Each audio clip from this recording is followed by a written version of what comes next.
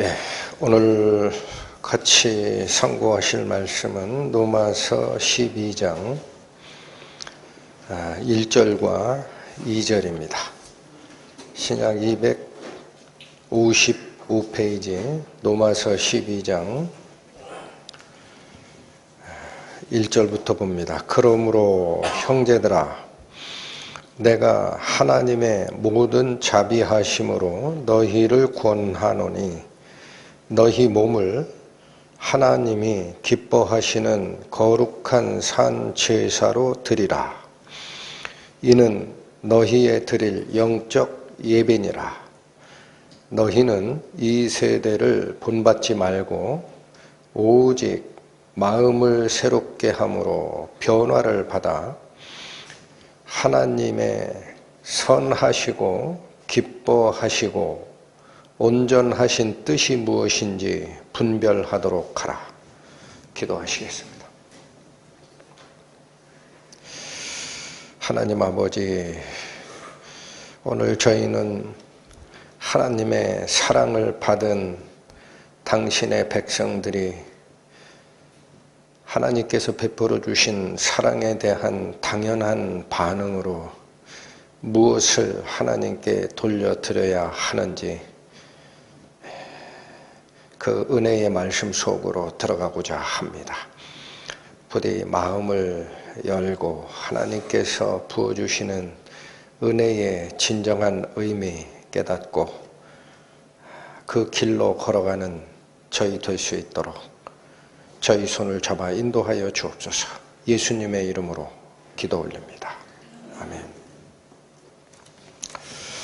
여러 차례 설명을 드렸습니다만 로마서는 크게 보면 11장까지가 있고 또 12장부터 후반부가 있다, 이 말씀을 드렸습니다. 앞쪽에 있는 11장까지는 하나님께서 우리를 위하여 베푸신 구원의 진리입니다. 하나님께서 우리를 위하여 베푸신 구원의 진리, 그걸 어떻게 우리가 받아들이느냐, 이 교리적인 부분이었다라고 말씀을 드릴 수 있습니다. 그러나 오늘부터 살피고자 하는 로마서 12장부터의 이 말씀은 하나님께서 베푸신 그 놀라운 사랑을 몸소 받아들인 당신의 백성들이 그 사랑에 대한 당연한 반응으로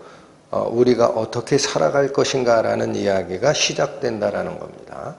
그래서 그 중에 저희가 살필 로마서 12장의 1절과 2절은 구원받은 당신의 백성들이 앞으로의 삶을 어떻게 살 것이냐 라는 그 지침의 가장 중요한 기초돌입니다. 가장 중요한 기초돌. 한마디로 말씀드리면 어떻게 합당한 예배를 돌려드리느냐, 어떻게 합당한 예배를 하나님께 돌려드리느냐, 이게 완벽하게 내 것이 되지 아니하면 엉뚱한 기초 위에다 자기가 생각하는 기둥을 세우고 자기가 생각하는 문을 달고 자기가 생각하는 지붕을 얹는 문제가 생깁니다. 그건 예배가 아닙니다. 그게 예배의 거룩함을 범하는 일이 될 수 있습니다. 그래서 오늘 드리는 이 말씀 마음을 열고 다 같이 은혜 속으로 들어가 보도록 합니다. 1절 봅니다. 그러므로 형제들아, 내가 하나님의 모든 자비하심으로 너희를 권하노니. 자, 여기 보시면 출발이 그러므로 이렇게 시작을 하죠.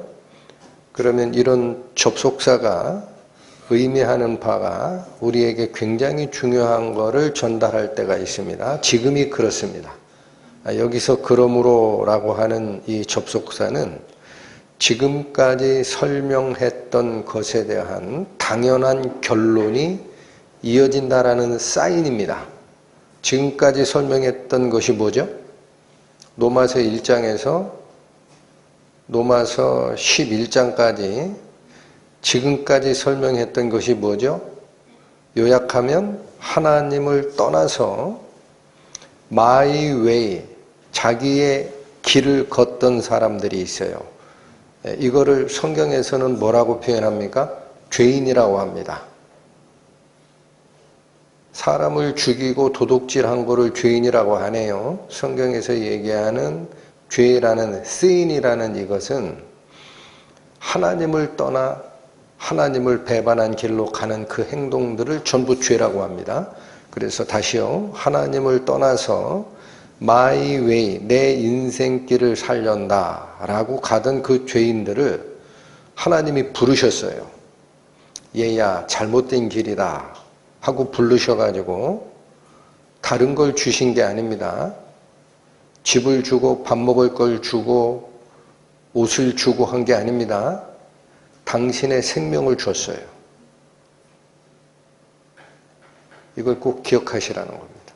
하나님께서 my way, 내 개인적 목적을 위해서 살렸나라고 하나님을 떠났던 그 죄인들을 부르셔서 한 일이 당신의 생명을 주셨어요. 그 이유는 그렇게 해야 죽은 생명이 살아나기 때문에 다른 방법이 없습니다. 당신의 생명을 주어서 당신의 백성을 삼아주셨다라는 거예요. 그게 로마서 1장에서 11장까지 하나님께서 우리에게 주신 은혜입니다. 그러한 하나님의 자비로움에 당연한 결론이 있다라는 뜻이다. 다시 들어갑니다. 그러므로가 그 뜻이에요.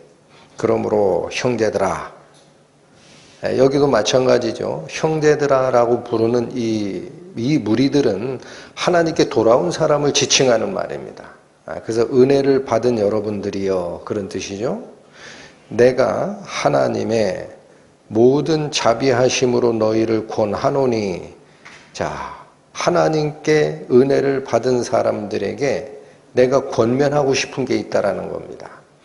그런데 여기 보시면 내가 권한다고 합니다. 그러니까 이거는 바울이 권면하는 거예요. 주어가 나예요, 나. 근데 통상은 바울이 당신의 서신서에서 권면을 할 때는 명령형을 씁니다. 명령법을 써요. 이건 해도 되고 하지 않아도 된다라는 게 아니고 반드시 해야 된다라는 걸 강조하기 위해서 권면하다라는 이 문장이 쓰일 때는 예외 없이 명령법을 씁니다. 그런데 특이하게도 지금 이 문장에서 너희를 권하노니 할 때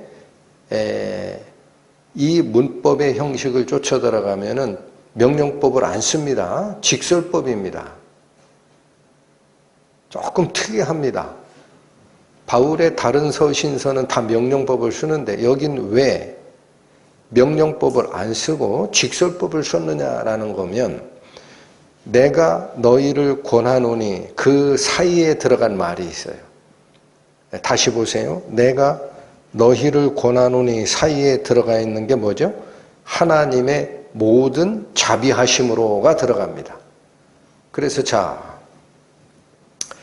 바울이 권면의 주체가 되지만 바울이 권면하고자 하는 근거가 있다라는 겁니다. 권면의 근거가 바울의 개인적 생각이 아니다라는 겁니다. 뭐가 그 중심에 들어가 있다? 하나님의 자비하심이 들어가 있다라는 거예요. 그래서 이 말씀은 하나님의 자비하심을 경험한 사람들, 그래서 형제들아라고 불렀다고 그랬어요. 하나님의 자비하심을 경험한 당신의 백성들이라면 의무적으로 해야 하는 게 아니고 당연히 그렇게 따라야 하는 거다라는 겁니다. 그래서 직설법을 쓰는 거예요. 여러분, 그래서 여기서 사용하는 이 직설법의 의미가 중간에 들어가는, 내가 너희를 권하노니 중간에 들어가는 하나님의 모든 자비하심이 이거를 이끌어낸다라는 뜻입니다. 굉장히 가슴 깊이 이 사안을 받아들여야 됩니다. 그래서 다른 쪽에서 권면하다는 대부분 명령법인데 한번 쫓아가 봅니다. 데살로니가 전서 5장 신약 333페이지. 이 권면하다라는 단어가 쓰이는 예입니다. 데살로니가 전서 5장 신약 333페이지 9절부터 읽습니다. 하나님이 우리를 세우심은 노하심에 이르게 하심이 아니요 오직 우리 주 예수 그리스도로 말미암아 구원을 얻게 하신 것이라. 여러분, 하나님께서 우리 성도를 부르신 목적이 구원이라는 거예요. 심판에 보내고 싶어서 우리를 부르는 게 아니다. 하나님께서 우리를 부르시는 목적은 구원이다. 10절, 예수께서 우리를 위하여 죽으사. 여러분, 이게 구원의 실체적 방법입니다. 이 방법밖에 없어요. 우리를 구하는 방법이. 예수께서 우리를 위하여 죽으사 우리로 하여금 깨든지 자든지 자기와 함께 살게 하려 하셨느니라. 여러분, 이게 바로 구원의 목적입니다. 구원의 목적이 뭡니까? 예수님과 함께 살려는 거예요. 다시, 구원의 목적이 뭡니까? 예수님과 함께 사는 겁니다. 자는 때든 깨는 때든 24시간 내 생명이 붙어있는 그 순간순간마다 my way 내 인생을 사는 게 아니고 누구와 함께 사는 것이다? 우리에게 생명을 주신 예수님과 함께 살게 하려, 이게 구원의 목적이다라는 거예요. 당연한 것 같은데 왜 제가 강조해 드리느냐? 당연히 구원받은 사람이 그렇게 살아야 되는데 그렇게 안 살거든요. 구원받고 마이웨이 인생을 살잖아요. 그러니까 사실은 우리가 하나님의 사랑을 입은 성도라고 하면서 구원의 목적도 잃어버리고 사는 겁니다. 이거 가슴에 담으시고, 그래서 어떠냐? 11절. 그러므로, 자, 여기 잘 보셔야 됩니다. 우리가 자든지 깨든지 예수 그리스도와 함께 살아가려면, 그런 뜻입니다. 그러므로 피차에 어떻게 하고 피차에 어떻게 하라? 피차에 권면도 하고 피차에 덕 세우기를 하라라는 거예요. 너희가 하듯이 계속하라. 일시적으로 하다가 끝낼 것이 아니다. 그래서 여기 보시면 피차에 권면하고 할 때 이 권면이 있죠. 이게 오늘 본문에서 너희를 권하노니 할 때 사용한 그 단어입니다. 근데 여기서는 명령법을 씁니다. 명령법. 구체적인 지침을 다시 설명할 때 바울은 명령법을 쓰더란 얘기입니다. 권면하고 피차에 덕을 세우라. 이것도 명령법이에요. 그럼 이 말이 무슨 뜻이죠? 맨날 하는 얘기 또 하는구나 라고 생각하시면 안 돼요. 가슴을 열고 들으셔야 됩니다. 가슴을 열고 들으시려고, 하나님의 은혜를 가슴에 담으시려고 이 자리에 계신 거예요. 예? 피차에 권면하라는 게 뭐예요? 이런 얘기죠. 자, 구원의 목적이 예수 그리스도와 함께 사는 거 아니냐? 그러면 누가 됐든지 간에 구원받은 성도들을 보고 해줄 말이 있다라는 거예요. 형제여, 우리 예수님과 같이 사는 삶을 삽시다 라고 얘기를 하라는 얘기예요. 목사만 얘기하라는 게 아닙니다. 피차에 하라. 또 피차에 덕을 세우라는 게 무슨 뜻이에요? 자, 어느 구원받은 형제 자매가 있는데 자기만의 건강의 염려, 자기만의 삶의 염려, 자기만의 자녀의 결혼 문제, 자기의 직장 문제, 이걸 가지고 고민하는 사람이 눈에 보여요. 그러면 그게 아닙니다. 형제여, 예수님과 같이 사는 삶이 우리의 삶입니다 라고 권했더니 이 형제가 돌아왔어요. 그러면 어떻게 해요? 잘했습니다 라는 얘기예요. 이게 덕 세우는 거예요. 잘했다. 피차에 권하고, 인생의 목적이 바뀌었다 우리가 라고 권하고 돌아오는 걸 보면 너무 잘했어요. 이게 덕을 세우란 얘기예요. 에? 성경을 읽을 때 무슨 얘기인지를 알고 들으셔야 돼요. 그렇게 살아라는 얘기예요. 설교자만 그렇게 하라. 서로 그렇게 하라. 네. 그게 우리의 예배입니다. 삶에서 이끌어나는 예배다. 한 군데 더 봅니다. 디도서. 신약 349페이지. 디도서 2장 14절, 15절 또 봅니다. 14절. 그가 우리를 대신하여 자신을 주심은, 여기 그가 누굽니까? 예수님이죠. 예수께서 우리를 대신하여 당신의 생명을 주셨다라는 뜻입니다. 그가 우리를 대신하여 자신을 주심은 두 개의 뜻이 있어요. 모든 불법에서 우리를 구속하시는 뜻이 있어요. 우리의 죄를 값을 주고 구해내는 역할이 예수께서 자신을 우리에게 주신 이유고, 하나가 또 있다는 얘기예요. 우리를 깨끗게 하사 선한 일에 열심하는 친백성이 되게 하려 하심이라. 여러분, 구원의 목적을 절대 잊지 마시기 바랍니다. 구원받았다라고 본인이 생각하면서 반쪽짜리 구원을 자꾸 쥐고 가는 사람이 있어요. 어디만 생각하느냐? 앞에만 자꾸 생각해요. 예수께서 십자가에 죽으신 것이 내 죄를 위한 거야. 맞죠? 누가 아니라고 합니까? 그것만 붙들고 가더란 얘기야. 그건 출발이라니까요. 우리 죄를 사하신 이유가 뭐냐? 뒤에 나오는 게 목적지예요. 어떻게 하려고? 우리를 깨끗게 하사. 어떻게 만들려고? 선한 일에 열심하는, 누구를 만들고 싶었다? 친백성. 여러분, 여기서 말하는 선한 일은 세상 일이 아니라 하나님의 일입니다.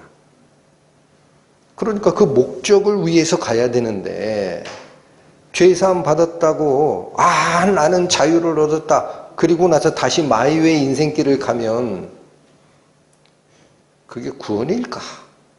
저는 굉장한 지금 고민이 있어요.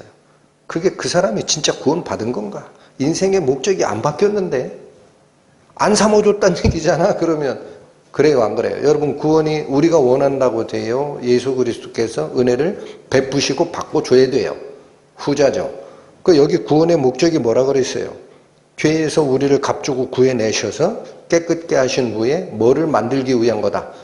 선한 일에 열심하는 친백성을 만들고자 하셨다. 그러면 진짜 구원이 나에게 임했다면 내가 그 목적을 이해하고 바뀌어 가야죠. 안 바뀌고 있는 사람이 있어. 그러면 하나님이 아직 안 만드신 거지. 또 하나는 자기가 배신한 거거나. 여러분, 그 구원을 깊이 있게 말씀 속에서 다루시라는 거예요. 근데 여기 보면 그게 구원인데, 그래서 또 어떻게 하느냐면 15절 보세요. 너는 이것을 말하고 권면하며 모든 권위로 책망하라라는 거예요. 여러분, 이게 무슨 말이에요? 여기 너라는 건 디도입니다. 사도 바울의 제자격인 디도에게, 목회자 디도에게 명령하는 거예요. 이게 다 명령법이에요. 권면하고, 이게 명령법이고, 책망하라, 이것도 명령법입니다.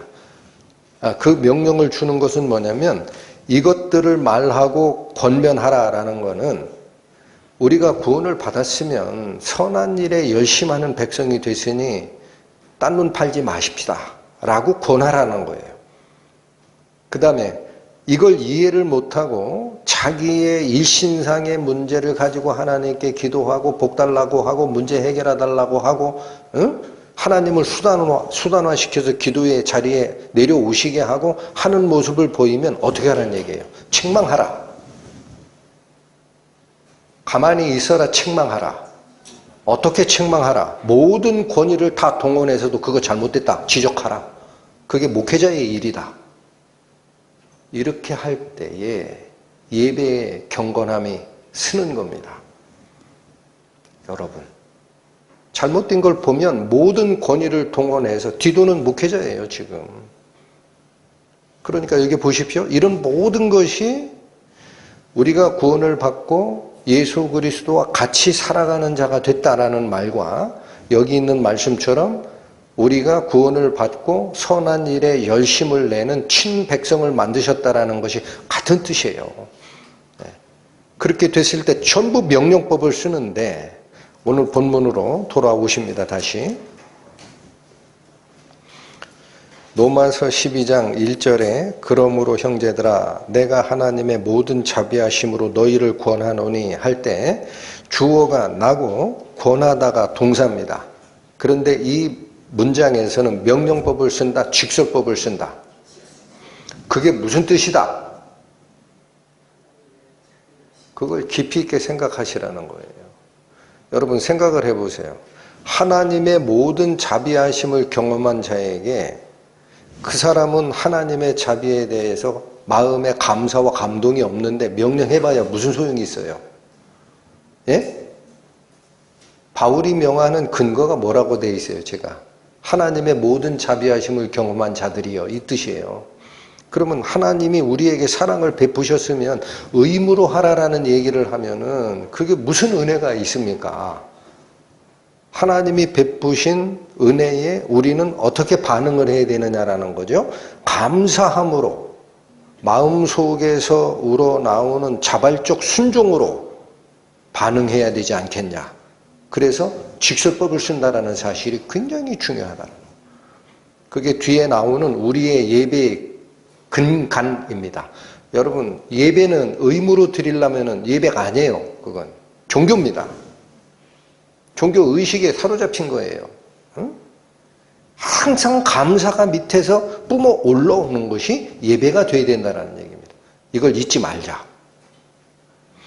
다시 봅니다. 그러므로 형제들아 내가 하나님의 모든 자비하심을 겪은 너희에게 당연한 말을 하노니 그런 뜻이에요. 너희 몸을 하나님이 기뻐하시는 거룩한 산 제사로 드리라. 이는 너희의 드릴 영적 예배니라. 네, 여러분 1절 하반절이 우리에게 주는 은혜가 어마어마하게 깊습니다. 자, 지금 권면의 핵심이 이겁니다. 권면의 핵심 어떻게 하라는 거예요? 너희 몸을 하나님이 기뻐하시는 산 제사로 드리라는 얘기예요. 이게 뭐다? 너희가 드릴 영적 예배라는 거예요. 네, 여러분 영적 예배에 대해서 조금만 더 들어가겠습니다. 우리가 말씀을 읽을 때 영적 예배다 이렇게 딱 들리니까 아 영적으로는 그렇게 예배하니까 내가 마음은 드리겠다. 그리고 몸은 안 줘요. 여기 몸 드리라고 했어요? 안 드리라고 그랬어요? 다시 읽으세요. 너희의 몸을 뭐를? 너희의 몸을 너희의 마음을 해요? 몸을 해요? 그러니까 사람들이 이 말씀을 읽을 때 몸을 드리는 게 영적 예배라는 게 이해가 안 되는 거예요. 그렇죠? 그래서 여러분 여기서 사용한 영적 예배니라 라고 할 때 그 영적이라는 이 단어가 헬라어로 들어가 보면 영적이라는 뜻이 아니에요. 로기코스라는 단어를 씁니다. 로기코스. 여러분 하나 느낌이 오시는 게 있어야 됩니다. 로고스가 뭐죠? 로고스? 말씀도 되고 법칙이 됩니다. 그죠? 그래서 이 로기코스라는 헬라어의 원래 뜻은 뭐냐면은 이성에 속한이라는 뜻이에요. 로고스가 법칙, 원리니까 또 다른 뜻으로 번역이 될 때는 합리적인, 적법한이라는 뜻이 됩니다. 그러니까 그걸로 바꿔놓고 읽으니까 이게 너희가 드릴 합당한 예배니라가 됩니다. 새 번역은 그렇게 번역했어요. 여러분 영적 예배라고 얘기를 하니까 몸을 드리는 게 뭔지를 몰라요. 마음으로 그래 내가 예수님께 당연히 마음이 합치가 돼 있지 하고 끝 이러고 만난 말이에요. 은혜를 느끼셔야 돼요. 바꾸셔야 돼. 새 번역으로 어떤 예배다? 로기코스 즉 합당한 경우에 맞는 예배가 이거다라는 뜻이다. 그러면 헬라어 원어를 제가 분해해드리고 걱정이 뭐냐면은 그러면 개역 한글 성경 번역하는 사람들은 마음대로 말을 바꿨네. 또 이렇게 생각하신단 말이에요. 아니거든요. 자, 여기 보십시오. 이 당시에 이 신약 성경을 쓰던 이 당시에 그 로마 시대 헬라 문화가 통용되던 때 이스라엘 사람들도 거의 다 헬라어를 썼어요. 로마 제국 안에 있는 사람들은 헬라가 국제 공용어야. 그러면 그 헬라 철학 그러니까 또 느낌이 안 오죠. 그리스 철학. 그리스 철학에서 말하는 로기코스, 이성이라는 게 뭐냐를 아셔야 됩니다. 그 당시에 그리스 철학에서 얘기하는 이성이라는 이 단어는 합리적이다라는 뜻을 넘어요. 무슨 뜻이냐 그러면 짐승과 구별되는 사람의 특징을 얘기할 때 썼던 단어입니다. 다시 로기코스라는 단어가 언제 쓴다? 짐승과 구별되는 사람의 특성을 나타낼 때 이 단어를 썼다라는 거예요. 좀 더 어려워졌죠? 그게 무슨 소리냐 했더니 여러분 수련회 때 여러 번 말씀을 드렸습니다. 짐승은 신을 이해하고 영혼을 이해하는 능력이 있어요? 없어요? 없어요. 사람에게만 하나님의 형상을 따라 만든 존재이기 때문에 하나님을 이해하는 영혼을 추구하고 영원한 진리를 탐구하는 이 마음이 있습니다. 그 다음에 신을 쫓아가고자 하는 마음이 있어요. 우리 땅에 사는 사람이 생각하는 거 말고 영원한 진리가 뭔가 있겠지. 신의 세계에서 이 우주를 지배하는 뭔가 있겠지. 이거를 탐구했던 그리스 철학자들이 그러한 속성을 이야기할 때 뭐를 쓴다? 이성적인 로기코스라는 단어를 쓰더란 얘기입니다. 그럼 그건 헬라 철학, 그리스 철학자들이 쓰던 용법이고 말을 바꿀게요. 성경이 얘기하는 건 그게 뭐예요? 하나님을 이해하고 영혼을 이해하고 그걸 쫓아가고자 하는 속성, 그걸 성경에서는 뭐라 그래요? 영적 속성이라고 하지. 그래요? 안 그래요? 수련회 때 말씀드렸어요. 우리는 영, 혼, 육으로 구성되어 있다라고. 혼은 나 자신이고 결정하고 느끼고 반응하는 나 자신이 혼이고 육은 3차원 외부 세계와 통신하는 수단이라 그랬어요. 오감이 있다 그랬어요. 그 영이 뭐냐 할 때 영이 뭐라 그랬어요? 하나님과 교통하는 채널이다 그랬죠. 그래서 하나님을 이해하고 영혼을 이해하고 신을 섬기는 신앙심이 있고 이 영역이 뭐다? 양심 이런 게 뭐다? 하나님을 이해하는 속성 그걸 뭐라고 한다? 영이라고 한다. 그게 성경적 정의다. 그러니까 헬라 철학에서 얘기하는 이성적이다라는 말을 성경적 용어로 바꾸면 그게 영적인 거지. 번역 잘 된 거예요. 아시겠습니까? 그러나 제가 왜 이거를 그냥 놔두지를 않고 여기서 사용하는 영적이라는 단어가 헬라어로 로기코스고 이성에 속한 합리적인 합당한이라는 단어로 바꿔서 굳이 설명을 드리느냐. 문장 그대로 영적 예배라고 하니까 마음으로 드리고 끝나는 줄 안다고요. 이게 문제가 있다라는 거예요. 즉 지금 우리가 살피는 딱 2절의 이 말씀이 우리가 하나님께 당연히 돌려드려야 할 삶의 자세를 얘기하는 거예요. 그래서 영적 예배라는 말을 새번역 성경이 번역한 대로 합당한 예배니라라고 바꿔주셔야 느낌이 옵니다. 이게 영적 예배를 얘기하는 게 아니구나. 뭐를 드리는 예배다? 삶을 드리는 예배구나. 다시 보십니다. 그래서 1절의 후반절 너희 몸을 하나님이 기뻐하시는 어떤 걸로 드리라라고 돼 있어요.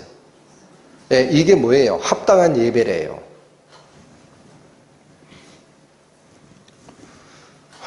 여러분 성경 말씀 제 입을 통하여 증거가 되지만 하나님께서 주시는 말씀으로 꼭 기억하시고 차곡차곡 기록하십시오. 마음속에.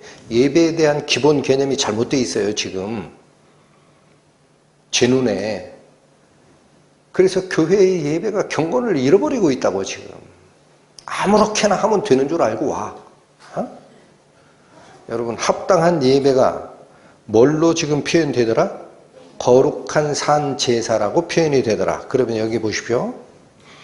성경 말씀이 어려운 것 같은데 어렵지 않아요. 그건 제가 도와드린단 말이에요. 제사는 구약의 성경적 의미에선 제사가 이루어지려면 반드시 일어나야 되는 게 있습니다. 누가 죽어야 됩니다. 그렇습니까? 안 그렇습니까? 네. 구약에서는 누가 죽었어요? 제물이 죽어요. 그러면 생각하십시오. 신약에서 내가 드릴 합당한 예배를 산 제사라고 표현한 이유는 뭔가가 죽어야 된다는 뜻이에요. 그래서 제의적 용어를 가져오는 겁니다. 여러분, 예배를 위해서, 합당한 예배를 위해서는 뭔가 죽어야 된다. 다시요. 합당한 예배가 이루어지려면 뭔가가 죽어야 된다. 제가 드리는 말씀입니까? 성경 말씀입니까? 예, 마음에 꼭 새기십시오. 뭐가 죽지 않고 예배 자리에 오기 때문에 예배의 경건이 침해를 당하는 겁니다. 근데 그게 뭐가 죽어야 되느냐면 구약의 제사는 몸이 죽었죠. 짐승 몸이 죽었잖아요. 육체의 생명이. 근데 여기선 그거 죽이란 얘기가 아니다. 오해하지 마라. 인신제사 드리라는 얘기가 아니다. 사람 잡아서 하나님께 드리라는 얘기가 아니다. 무슨 뜻이다? 산제사로 드리래. 그러니까 나를 드릴 때 내 몸을 죽여서 드리는 인신제사를 얘기하는 게 아니고 살아있는 걸 드리라는 뜻이에요. 그죠? 그러니까 뭐를 드리라는 거예요? 삶을 드리라는 거지. 자, 그래서 보십시오. 일단 이거를 제의적 용어인 산제사로 드리라라고 할 때 제사 용어를 가져온 이유가 딱 하나입니다. 여러분, 우리가 하나님의 은혜를 받고 거듭난 성도로서 이후에 살아가는 삶이 하나님이 받아들이시는 기뻐하시는 예배적 삶이 되려면 필수 조건이 꼭 기억하셔야 돼요. 뭔가 하나가 죽어야 됩니다. 그렇지 않고는 예배가 일어날 수 없어요. 그럼 뭐가 죽어야 되느냐 이거야. 뭐가 죽어야 돼?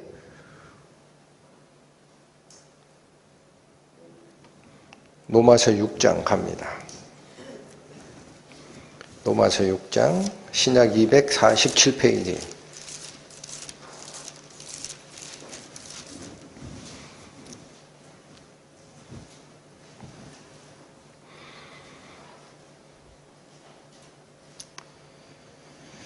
(4절) (6절까지) 살핍니다. 로마서 6장 4절 확인하셨죠? 그러므로 우리가 그의 죽으심과 합하여 세례를 받음으로 그와 함께 어떻게 되었나니? 여기 장사되었다라는 표현은 죽었다라는 거죠. 이는 왜 우리가 죽어야 되느냐라는 겁니다. 이는 아버지의 영광으로 말미암아 그리스도를 죽은 자 가운데서 살리심처럼 예수 그리스도가 부활하신 것처럼 그 뜻이에요. 우리로 또한 새 생명 가운데서 살아가게 하려 함이라. 여러분 잘 보십시오.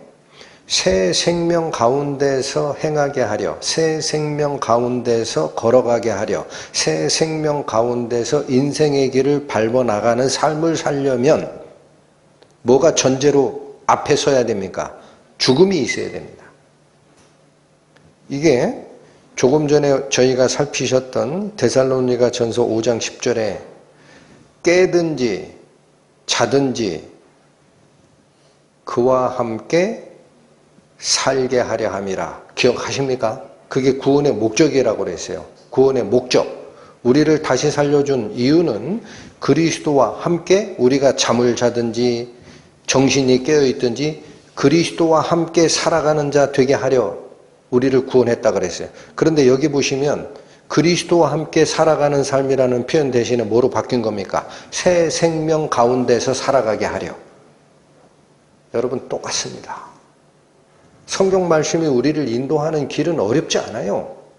그런데 그런 삶을 살려면 전제 조건이 있다라는 거예요. 죽어야 된다 먼저. 그쵸? 우리의 4절 다시 읽으세요. 그러면 우리가 그의 죽으심, 그러므로 우리가 그의 죽으심과 합하여 세례를 받음으로 그와 함께 어떤 상태가 돼야 된다? 예, 이거 잘 이해 못할까 봐. 6절에 다시 설명하잖아요. 6절. 우리가 알거니와 우리 옛사람이 예수와 함께 십자가에 못 박힌 것은, 이게 죽은 거죠. 언제 우리가 죽었어요? 여기 우리 지금 사도 바울이 얘기하는 원리가 똑같습니다. 우리가 멀쩡히 지금 살아있어요. 언제 십자가에 못 박혔냐고. 그런 적이 없잖아. 그런데 뭐라고 표현해? 우리가 알거니와 우리 옛사람이 예수와 함께 십자가에 못 박힌 것이 있대. 이 이유는 죄의 몸이 멸하여 다시는 우리가 죄에게 종노릇하지 아니하려 함이라. 그러니까 보십시오. 옛사람이 십자가에 못 박혔다라는 말이 무슨 뜻입니까? 옛사람이란 말은 새사람이 전제가 되고 있다라는 거예요. 새사람은 그리스도의 생명으로 거듭난 이 삶을 살아가고자 하는 사람이에요.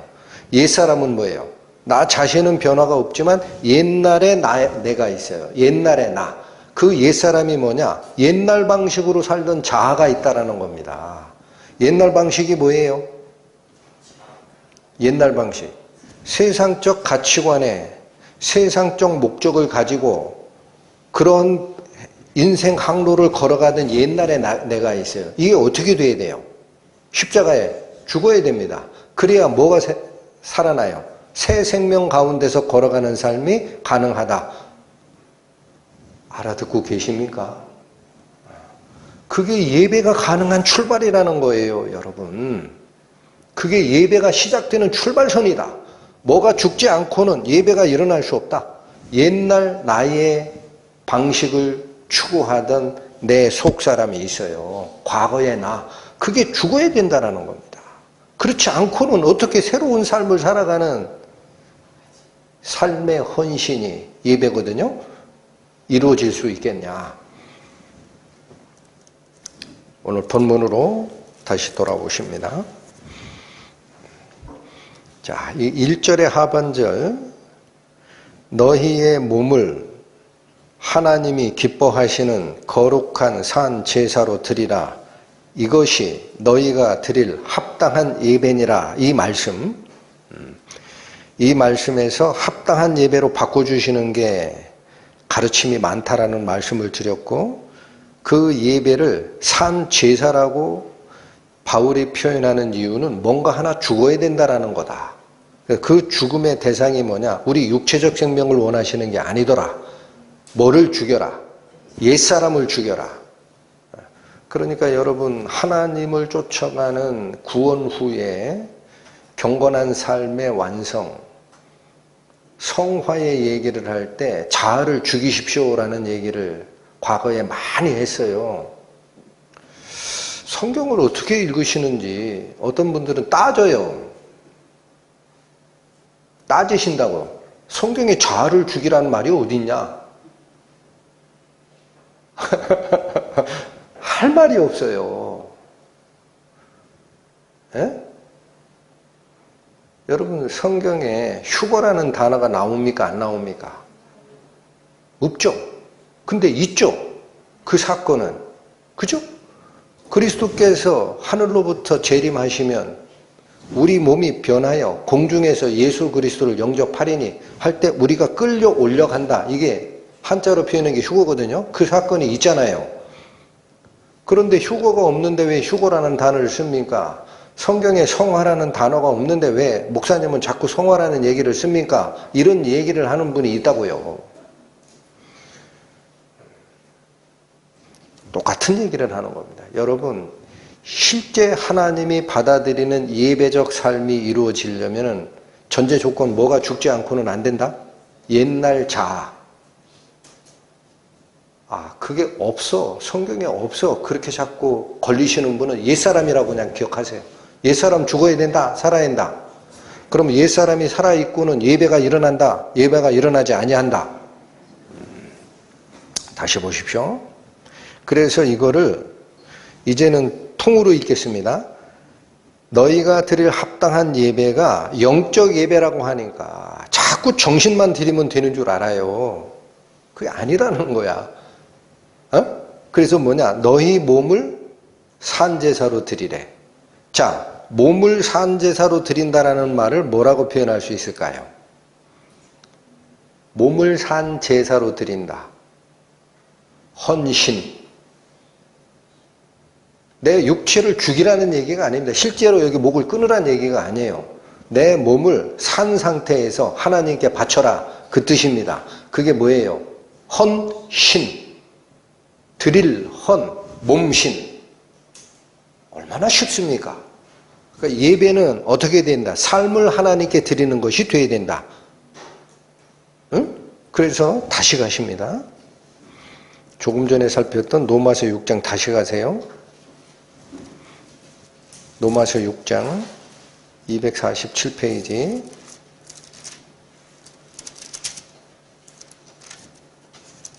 저희가 아까 4절에서 6절 보셨잖아요. 12절로 가세요. 로마서 6장 12절. 그러므로 너희는 죄로 너희 죽을 몸에 왕노릇하지 못하게 하여. 자, 하나 거부하는 게 있죠. 우리 몸에 뭐가 지배하지 못하게 하라. 죄의 속성이 지배하지 못하게 하래요. 그러고 뭐라고 얘기하느냐? 몸의 사욕은 순종하지 말래요. 또한 너희 지체를 불의의 병기로 죄에게 드리지 말래요. 여러분 정리해 드릴게요.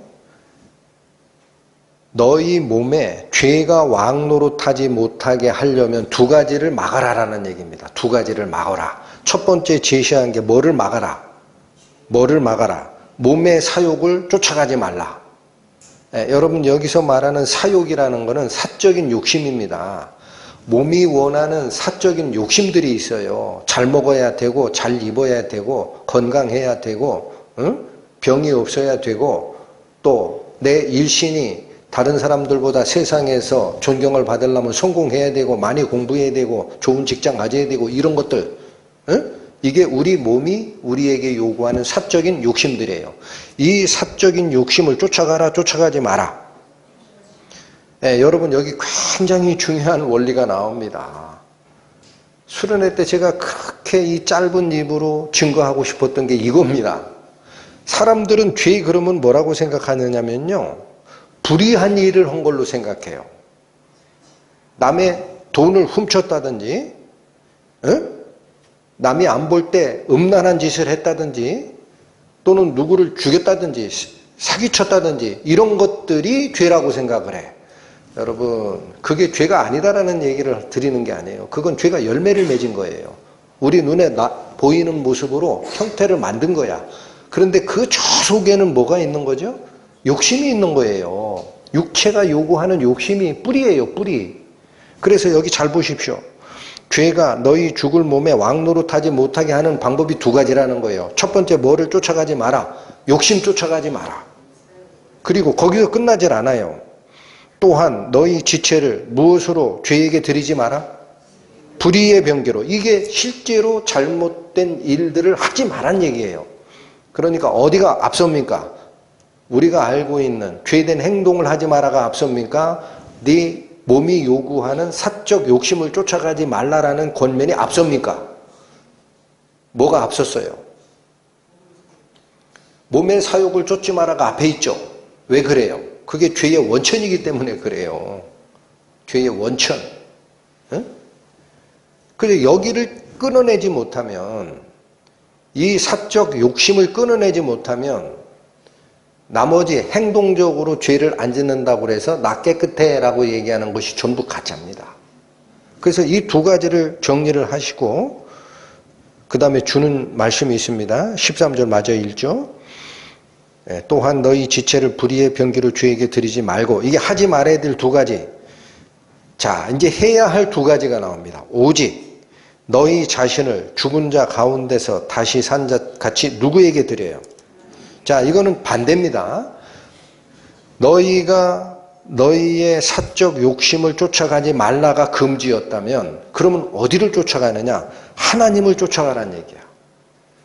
방향이 틀어졌어요. 또 너희 몸을 불의의 병기, 너희 지체를 불의의 병기로 죄에게 드리지 말라가 금지였다면 여긴 어디다 드리라고 돼 있어요? 너희 지체를 어디에 드리라? 의의 병기로 하나님께 드리라. 여러분, 자, 같은 얘기를 계속하는 것 같은데 12절, 13절에서는 구체화되어 있습니다. 위에서는 옛사람을 죽이라. 너희가 십자가와 함께 장사되었나니 이런 얘기가 나오니까 뜬구름 잡는 얘기가 됐어요. 어떻게 죽이느냐 우리가. 근데 12절에 오니까 딱 형체가 생겼습니다. 어디를 거기에다 드리지 말고 어디에 드리라. 너희 지체, 몸이에요. 여러분, 성경이 똑같은 얘기를 2번, 3번 하는 거예요. 우리의 몸을 내가 개인적으로 원하는 삶의 목표나 가치관이나 세상적 영달에 두고 쫓아가는 그 삶을 하지 말고 어디로 가라? 하나님께 드려라. 또 구체적으로 너희의 몸, 너희의 지체가 불의한 일을 하는데 쓰도록 놔두지 말고 하나님이 원하시는 의의 병기로 드리라. 이 병기는 왜 병기라고 하냐? 이게 전쟁이거든. 여러분, 이거 그냥 일어나는 거 아니에요. 전쟁이에요. 영적 전쟁이야.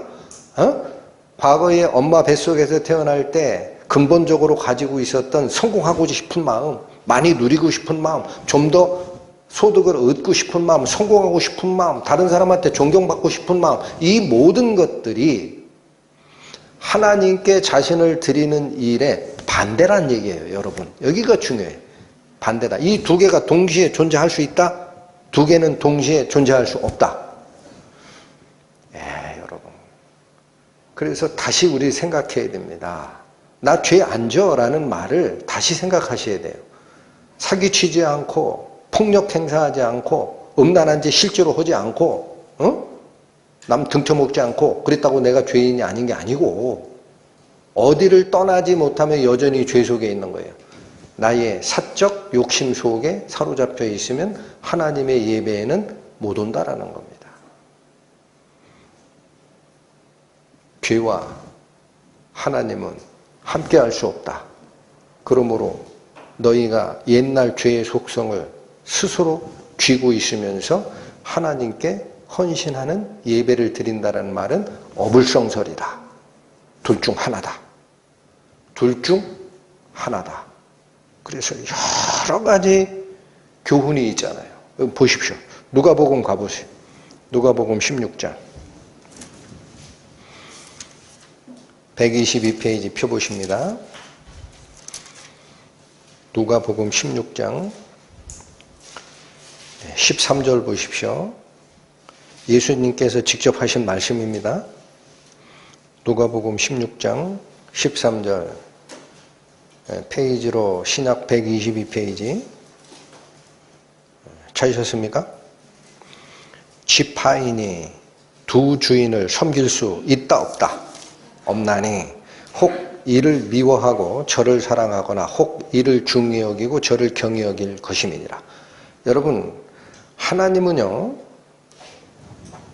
어떤 성도가 세상과 하나님을 둘 다를 섬기면서 하나님을 더 많이 섬기고 세상은 한 10%만 섬겨. 그러면 용납한다는 얘기입니까? 안 한다는 얘기입니까? 한다는 얘기예요? 안 한다는 얘기예요? 그런 상태가 될 수 있다는 거야. 하나는 중히 여기고 하나는 경히 여길 수 있다. 그럼 이거 하나님이 용납할 거냐라는 거예요. 더 갑니다. 너희가 하나님과 재물을 겸하여 섬길 수 있다 없다? 자, 여기 보십시오. 여기 굉장한 가르침을 받으셔야 돼요. 구원받고 나서 여전히 내 개인적 삶에 세상적인 복리복락에 나 10%만 드릴게요. 마음. 하나님 감사하니까 제가 이거 먹고 살라고 하는 거예요. 용서하시고 딱 10%만 드릴게. 하나님에게 90% 드릴 거야. 하나는 중히 여기고 하나는 경히 여기는 거예요. 이게 아무리 90대 10이 됐다 하더라도 하나님이 이거 용납한다 안 한다? 그렇게는 너희가 갈 것 같다. 그런데 뭐라고 그래요? 너희가 하나님과 재물을 겸하여 섬길 수 있다 없다? 아니, 그러면 뭐 먹고 살라고요, 하나님?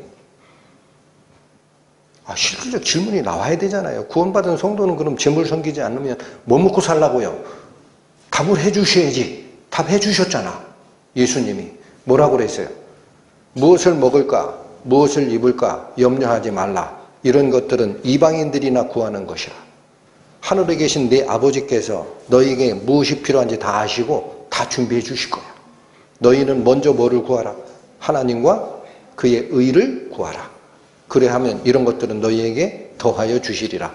믿어요, 안 믿어요? 그 말씀 믿고 포기해야죠. 어디에서? 마음에서. 여러분, 마음에서 끊어내야 됩니다. 이거 안 되는구나. 하나님과 재물을 둘을 섬기는 건 있을 수 없구나. 그런데 하나님 한 70% 섬기고 세상은 한 30% 섬기는 이걸 가지고 신앙의 길에 들어섰다 그러면 하나님이 좋아하세요? 오늘 결심하세요. 굶는 한이 있어도 내 마음속에 재물은 섬기지 않겠다. 결심하세요. 하나님만 믿고 쫓아가겠다. 자, 여기 또 보십시오. 마태복음 6장 갑니다. 마태복음 6장. 신약 8페이지 펴보십시오.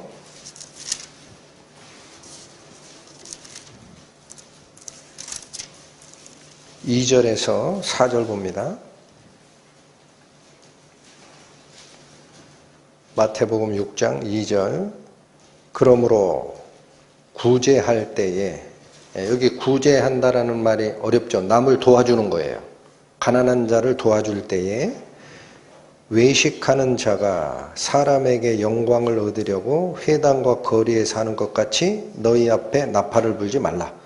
외식한다라는 말은 밖에 나가서 식당에서 밥 먹는다는 얘기가 아니고, 바깥 외 식은 차릴 식자예요. 밖으로 드러내서 뭘 나타내는 거예요. 이게 외식이에요. 가장. 여러분, 가장무도회라는 거 알죠? 사람인데 짐승 분장을 하려고 이 겉에다 뭐를 입어요. 또 귀신 분장을 하려고 호박을 구멍을 뚫어가지고 뒤집어 써요. 할로윈데이라고 이런 일을 하죠. 그런 게 뭐냐면 내 본 모습 밖에다 뭔가를 치장한 거죠. 이게 외식이에요. 겉으로 드러나는 것, 여기에 치중하는 것. 그러니까 이 말입니다. 그러므로 가난한 자를 돕고 구원해주는 일을 할 때에 밖으로 드러나는 것을 좋아하는 자가 사람에게 영광을 얻으려고 회당과 거리에서 하는 것 같이 너희 앞에 나팔을 불지 말래. 왜 그래요? 여기 잘 보셔야 돼요. 하나님의 원리가. 진실로 너희에게 이르노니 저희는 자기 상을 이미 어떻게 됐다? 받았느니라. 너는 구제할 때에 오른손에 하는 것을 왼손이 모르게 하여 남에게 알려주지 말란 얘기야. 자기 자신에게도 알리지 마라. 오른손이 한 선행을 왼손에게도 얘기하지 마라. 그대로 비밀을 지키라. 그렇게 하여 4절 내 구제함이 은밀하게 하라. 여러분, 드러내놓고 얘기하라, 은밀하게 하라. 왜 그래요? 은밀한 중에 보시는 너희 아버지가 갚으시리라. 상급은 누가 주신다? 그러니까 하나님이, 여기 보십시오. 잘한 것을 하나님이 상급 안 주겠다는 얘기가 아니에요. 마음을 열고 들으셔야 보이지. 하나님이 상 주신다는 얘기예요? 안 주신다는 얘기예요? 하나님 상 주시죠? 그런데 어떤 때는 상이 이미 날아갔다. 사람 앞에서 내가 이 정도요. 내가 교회를 위해서 이런 헌금을 했어요. 과거에는 신앙이 좋다라고 생각해서 아무도 모르게 했지. 근데 딱 시간 지나 보니까 자기를 안 알아주네. 그래서 사실은 있죠. 내가 이런 것도 했어요. 과거에. 하고 나팔을 부는 순간 하나님의 상급은 있어요, 없어요? 여러분, 그러니까 하나님이 우리에게 예배의 길에서 가르치는 게 있어요. 응? 너를 드러내려고 하지 말아요. 너를 드러내려고 하지 마라. 네 신앙을 드러내려고 하지도 말고, 너의 거룩한 선행을 드러내려고도 하지 말고, 너의 모든 걸 하나님께 맡긴 자로 숨어서 그대로 그 일을 해나가라. 그래야 하나님이 상급을 준다. 아멘. 여러분, 자, 다시 보십시오. 제가 요즘에 고민하는 게 이거예요. 목회 설교단상에서 10년을 말씀을 전했는데도 왜 안 바뀔까? 사람들은 왜 안 바뀔까? 오늘 말씀을 준비하다가 제가 빛을 본 것 같아요. 아, 그렇구나. 진정한 예배를 드리기 전에 뭔가가 죽어야 되는데 사람들이 안 죽은 상태로 자꾸 걸어 들어와. 그러면 보십시오. 예식장, 결혼 예식장에 하얀 카페트가 깔려 있는 곳이 있어요. 거기에 밖에서 비 오는 흙밭을 딛고 왔던 그 신발을 가지고 그냥 두르면은 그 예식장이 뭐가 됩니까? 예? 벗고 들어야죠. 닦고 두르고. 응? 그러니까 여러분, 하나님의 예배라는 이 삶을 드리는 이 현장에서 절대 자기를 드러내려고 하지 마십시오. 그게 사탄의 유혹입니다. 네가 좀 잘 돼야지. 이런 마음이 들죠. 잘라내야 됩니다. 아, 이거 희한한 놈이 나를 꿰는구나. 하나님 말씀하고 배치되는데. 그 다음에 어느 마음도 죽이고 들어와야 됩니까? 세상과 하나님을 같이 내가 잡겠다라는 마음이 혹시 있으면, 실제 그런 마음이 속에 일부라도 있으면, 아, 이거 싹을 처음부터 잘라야 된다 하고 죽이고 들어오기 전에는 예배가 경건함을 회복할 수 없습니다. 우리 모두가 마음속에 담아두셔야 되는 깊이 있는 가르침입니다. 다시 봅니다. 본문으로 돌아가십시오. 로마서 12장 1절의 하반절에 보면 하나만 더 살핍니다. 처음부터 한번 읽겠습니다. 그러므로 형제들아, 내가 하나님의 모든 자비하심을 경험한 너희를 위해서 당연히 해야 할 말을 하노니, 너희 몸을 하나님이 기뻐하시는 거룩한 산 제사로 드리라. 이것이 너희가 드릴 합당한 예배니라. 그러면 예배의 또 하나의 조건이 있습니다. 예배의 또 하나의 조건. 어떻게 드리라고 되어 있어요? 하나님이 기뻐하시는 제사로 드리래요. 여러분, 하나님이 기뻐하시지 아니하는 방식의 제사, 예배는 하나님이 절대 안 받습니다. 하나님이 예배를 받으시기를 원합니다. 그래서 우리에게 새 생명을 주고 그리스도와 같이 살아가는 자를 만드시고, 다른 쪽 성경에서 표현하는 말씀대로라면 선한 일에 열심 내는 친백성을 만드신 거예요. 같이 가자. 나랑 같이. 이렇게 만드신 건데, 그 헌신의 삶, 예배의 삶은 반드시 조건이 있습니다. 하나님이 기뻐하시지 아니하는 방식의 예배는 안 받으십니다.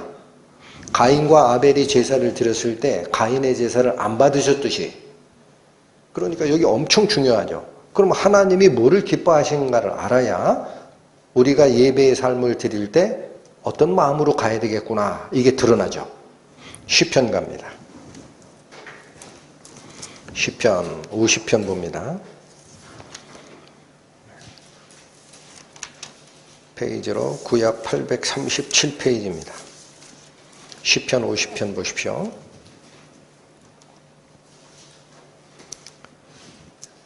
(9절에서) 13절 보겠습니다.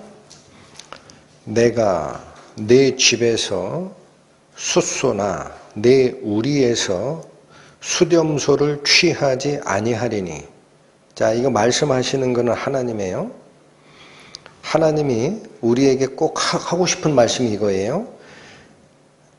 내가 내 집에서 숫소를 취하거나 내 우리에서 수렴소를 취하지 아니하리니. 이는 왜 그런지를 아냐? 삼림의 짐승들과, 숲속에 사는 짐승들이죠. 천산의 생축이, 이 천산이라는 강조법이에요. 모든 산을 얘기하는 겁니다. 천개의 산이라는 뜻인데, 모든 산의 생축, 살아있는 가축들이 다 내 것이래요. 11절 산의 새들도 나의 아는 것이며 들의 짐승도 내 것이미로다. 여러분, 살아있는 생물의 소유권이 누구에게 있어요? 하나님께 있어요. 그러니까 12절 더 강조합니다. 내가 가령 줄여도, 이게 뭐예요? 배가 고파서 죽을지언정, 그 뜻이에요. 내가 가령, 하나님이 배고플 일은 없습니다. 그래서 가정법 쓰는 거예요. 내가 만약 배가 고파서 죽을지라도 내게 이르지 아니할 것은, 이게 뭐예요? 네가 가지고 있는 소나 염소 달라고 얘기하지 않을 거다. 아니할 것은 세계와 거기 충만한 것이 누구 것이미로다? 여러분, 하나님이 모든 생명체와 만물의 주인이잖아요. 그게 지난 시간에 살피셨던 9소절로 되어 있는 찬양의 시 아닙니까? 오 깊도다. 하나님의 지혜와 지식에 부요함이여. 어찌 그의 판단을 측량할 수 있을 것이며 어찌 그의 길을 찾을 수 있겠는가? 누가 주의 마음을 알겠는가? 누가 주에게 조언을 할 수 있겠는가? 누가 그에게 먼저 드리고 보답을 받을 능력이 있겠는가? 이는 만물이 주에게서 나오고 주로 말미암아 존재하고 주에게로 돌아가미라. 영광이 그에게 세세히 있을지어다. 아멘. 기억나세요? 모든 게 하나님 거예요. 근데 뭘 인간의 손에서, 야 잠깐만, 네가 기르고 있는 염소 중에 한 마리 나한테 왜 안 줘? 그 얘기 하시겠냐 이겁니다. 하나님이. 사람이 오해를 했다. 여러분 여기 잘 들으셔야 됩니다. 사람들은 교회라는 조직이 있고 하나님의 일에 선한 일에 힘쓰는 조직을 만들려면 여기 경비가 필요하고 자금이 필요하죠. 당연히. 이게 그냥 돌아갑니까? 그러면 헌금이라는 이런 이야기, 그게 의무가 아니고 하나님께 받았던 은혜에 대한 보답으로 구약 성경부터 아브라함부터 야곱부터 다 정의가 돼 있는 겁니다 라고 알려줘도 안 하는 사람이 있어요. 에? 근데 왜 안 할까 제가 생각이 들어요. 아까워서 안 하는 거 아니냐 이거야. 이유가 딴 게 있습니까 여러분? 근데 하나님은 그거 받고 싶어서 하라는 얘기 하시는 거 아니잖아요. 그죠? 그 왜 이 얘기를 하시느냐. 13절 또 보세요. 내가 숫소의 고기를 먹으며 암수의 피를 마시겠냐. 오늘날로 바꿔서 얘기하겠습니다. 하나님이 돈이 필요해서 너한테 11조 내라고 했냐. 여러분 여기서 조심해야 돼요. 우리 교만하지 말아야 돼요. 제가 어느 목사님 설교를 듣다가 이분이 영국까지 가가지고 꽤나 영향력 있는 목사님이니까 영국 교회가 불렀어요. 영국 한인교회가. 그래서 말씀 좀 전해십시오 라고 하는데 언뜻 듣다 보니까 뭐냐면 자기 교회는 어떤 사람이 10억을 헌금을 했대요. 응? 자기가 얘기를 안 한대. 그 사람은 삐질지 모른대. 그 왜 얘기 안 하신 줄 아세요? 제가 얘기해버리면 하나님께 상금 못 받아요. 그분. 원리가 그렇지 않습니까? 얘기를 안 해요. 이해가 되세요? 자, 여러분 감사함으로 하나님의 일에 자기의 자원이 됐든 시간이 됐든 생각이 됐든 몸이 됐든 헌신하는 것은 누구한테 상급을 받을 걸 기대하시고 하셔야 됩니까? 하나님께 받을 겁니다. 제가 분명하게 말씀드립니다. 반드시 보답하십니다. 하나님은. 그걸 보시고 가라는 얘기예요. 그런데 이게 하나님이 내가 숫소의 고기를 먹으며 염소의 피를 마실 것 같냐? 너희가 오해했다 이거예요. 그리고 14절에 나오는 결론이 뭡니까? 14절. 감사로 하나님께 제사를 드리며 지극히 높으신 자에게 내 뭐를 갚으라. 네, 여러분 어떤 사람이 하나님께 서원할 때 여기 서원의 의미가 있어요. 하나님이 요구해서 뭘 받아내는 게 아니에요. 그건 의무죠. 본인이 하나님의 뜻, 하나님의 말씀을 읽다가 속에서 나오는 마음이 있어요. 자발적 마음. 그걸 가지고 하나님께 하나님 제가 앞으로는 이런 삶을 살겠습니다 하고 마음을 드린 게 있어. 그러면 출발이 하나님이 강요한 거예요? 본인이 감사하면서 나온 거예요? 감사하면서 나온 거죠. 그러면 지키란 얘기예요. 여기 다시 보세요. 14절. 감사로 하나님께 제사를 드리며 지극히 높으신 자에게 내 뭐를 갚으라? 하나님이 그것까지 안 받겠다는 얘기가 아닙니다. 그러니까 하나님이 우리에게 요구하시는 것은 마음이에요.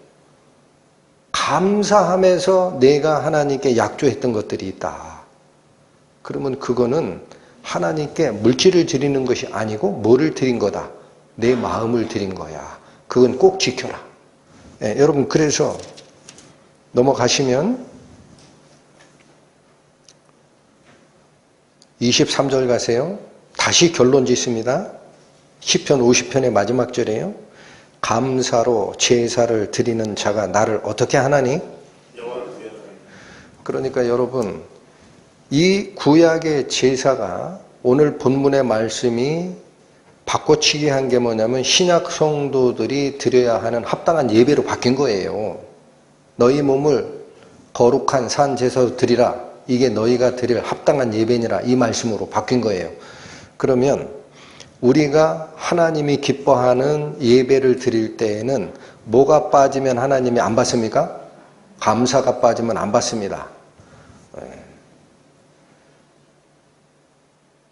좀 표현이 그런데 집어쳐라 그럴 거예요. 하나님. 야, 그거 의무로 느껴지냐? 집어쳐. 내가 굶어 죽어도 너한테는 안 받을 거야. 이 말이 아니에요. 이 말이. 감사로 드려라. 신약도 마찬가지죠. 이거는 제사인데 왜 신약 성도가 헌금하는 쪽에다 목사님 자꾸 연결하십니까? 이렇게 생각할지 모르죠. 고린도 후서가 보세요. 똑같은 거예요. 고린도 후서. 신약 295페이지 피십니다. 고린도 후서 9장 5절에서 7절 보십니다. 네, 찾으셨어요? 네, 이게 뭐냐면 고린도 지방에 있는 성도들이 예루살렘에 있는 성도들이 어렵다라는 이야기를 듣고 자발적으로 우리도 헌금에 동참하겠다 해서 작정한 게 있었던 상황이에요. 그런데 아직 준비가 안 된 상황인 것 같아요. 그래서 사도 바울이 하는 조치인데 9장 5절 봅니다. 이러므로 내가 이 형제들로 먼저 너희에게 가서, 이 형제들이라는 것은 사도 바울이 고린도 지방을 다시 방문하기 전에 미리 선발대를 보내는 겁니다. 그러니까 이 형제들이 무슨 일 때문에 가느냐면 너희의 전에 약속한 연보를 미리 준비케 하도록 권면하려고 보내는 거예요. 그러니까 여기 사도 바울이 돈 먼저 내라라고 요구한 적이 없죠. 예루살렘 성도들이 어렵다라는 이야기를 듣고 나서 고린도 교회 성도들이 자발적으로 우리도 얼마를 돕겠습니다라고 약정한 게 있어요. 미리. 근데 두 번째 그 헌금을 거두러 가는 바울의 여행 이 경로가 있는데 가만히 보니까 미리 준비 안 하고 내가 가면 억지로 하는 문제가 생기고 교회에 그 예배로 드리는 그 감사함이 사라져요. 그러니까 몇 사람 성도를 먼저 보내가지고 너희가 미리 약정했던 거 있지 않냐. 그거를 미리 준비해라. 그래야 사도 바울이 와가지고 헌금 됐냐 안 됐냐 이런 얘기 안 하지. 그 얘기를 하는 거예요. 이해가 되죠? 네, 그래서 보십니다. 이러므로 내가 이 형제들로 먼저 너희에게 가서 너희의 전에 약속한 연보, 미리 약속했던 연보가 있어요. 약속했던 연보를 미리 준비케 하도록 권면하는 것이 필요할 줄 생각하였노니 이렇게 준비해야 참 연보답고 억지가 아니니라. 사도 바울이라는 사도가 왔다더라 해가지고 가만히 있어봐. 우리가 옛날에 약정한 거 아직 안 고쳤네. 야, 지금이라도 빨리 걷자. 이렇게 하다가는 억지가 된다라는 거예요. 그래서 자 보십시오. 6절 이것이 곧 적게 심는 자는 적게 거두고 많이 심는 자는 많이 거둔다 하는 말이로다. 이게 원리라는 거예요. 그 무슨 소리야? 적게 심고 많이 심고가? 7절 답이 나옵니다. 각각 그 마음에 정한 대로 할 것이요 인색함이로나 억지로는 하지 말지니. 여러분 하나님께 바쳐드리는 헌금의 이 원리가 의무적으로 하면 안 됩니다. 이게 억지로 하는 거예요. 인색함으로 해도 안 돼요. 바치면서 아깝다 이 생각이 드시죠? 아예 하지 마세요. 하나님 그거 안 받아요. 에? 가져가 그러지. 아까 얘기하시잖아요. 시편에 내가 설사 굶어 죽을지언정 너한테 받겠냐 그러지. 뭐 없으면 안 받아요 하나님. 감사함이 있어야 된다. 그래서 뭐라고 합니까? 인색함이나 억지로 하지 말지니. 자, 중요한 원리 나옵니다. 하나님은 즐겨내는 자를 사랑하시느니라. 어디 한 군데가 틀립니까? 여러분. 제가 헌금 설교를 1년에 한 번도 안 해요. 그렇죠? 따로 안 해요. 원리는 필요할 때 한두 번 얘기합니다. 그리고 기다립니다. 왜 기다릴까요? 교회가 재정적으로 어렵다고 하나님이 돈이 없어서 교회가 실패합니까? 천만에요. 걱정 붙들어 매세요. 그런 일 없어요. 하나님은 기다리시는 거예요. 뭐를 기다려요? 내가 너한테 준 사랑이 있지 않냐. 네가 마음속 깊은 곳에서부터 그 사랑에 대한 응답이 생길 때에 그걸 내가 기다리고 있어. 어? 아깝다? 하지 마. 의무야? 하지 마. 그렇게 내가 안 받아. 오늘 본문으로 다시 돌아오십니다. 그래서 자 12장의 1절에 최종적인 중요한 요소가 하나가 있다. 이걸 여러분하고 나누고 싶었던 거예요. 우리가 드리는 모든 삶의 예배라 하더라도 하나님이 기뻐하시는 방법이 아닌 예배는 하나님이 받으신다, 받지 아니하신다. 받지 아니하십니다. 2절로 갑니다. 너희는 이 세대를 본받지 말고 오직 마음을 새롭게 함으로 변화를 받아 하나님의 선하시고 기뻐하시고 온전하신 뜻이 무엇인지 분별하도록 하라. 2절이 주어진 이유는, 전체적 이유는 1절의 마지막 제가 상고해드린 하나님이 기뻐하시는 뜻대로 드리지 않는 예배는 하나님이 안 받으시기 때문에 2절이 중요한 원칙이 되는 겁니다. 근데 2절 다시 갑니다. 처음에 금한 게 있어요. 너희는 이 세대를 어떻게 하지 말라? 이게 합당한 예배, 즉 하나님께서 기뻐하시는 길인지 아닌지를 분별하려면 첫 번째 하나님이 기뻐하시지 않은 게 하나가 있으니까 그건 따라가지 말란 얘기입니다. 뭘 따라가지 마라? 이 세대를 본받지 말라. 자, 여기 잘 보십시오. 구원받은 하나님의 사랑을 받은 성도들이 자기의 남은 인생을 하나님께 드리는 예배로 드립니다. 삶의 헌신입니다. 근데 조심하십시오. 뭘 조심해야 되느냐? 이 신앙의 털을, 기초돌을 또는 기둥을 인간적인 옳고 그름의 가치라는 기초돌로 두고 나서 거기에 복음을 얹히려고 하지 마세요. 다시 얘기할게요. 신앙의 털을 각각 세웁니다. 근데 내가 생각하기에 이게 진리고 이게 선이고 이게 맞는 거야 라는 주춧돌이 있어요. 그걸 밑에 깔고 그 위에 예수 그리스도의 복음을 얹히고 하나님을 위한 예배를 거기다 얹히려고 하지 마세요. 틀렸어요.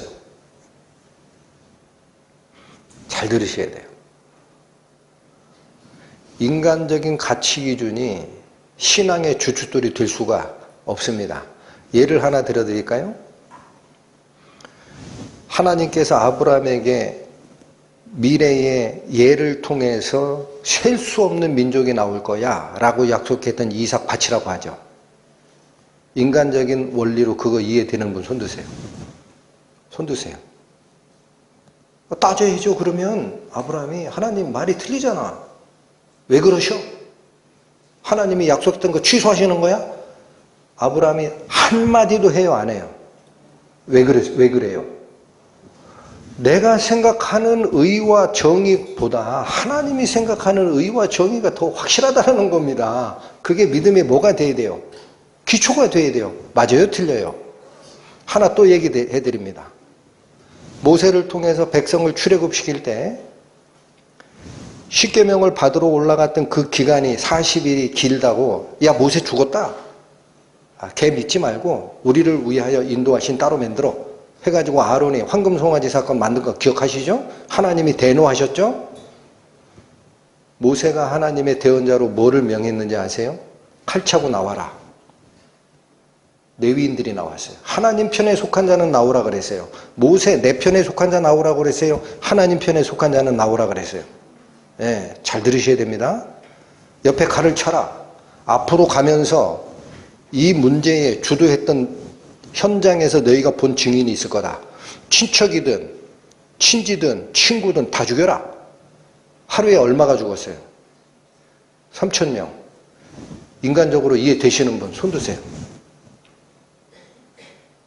손 드시라고.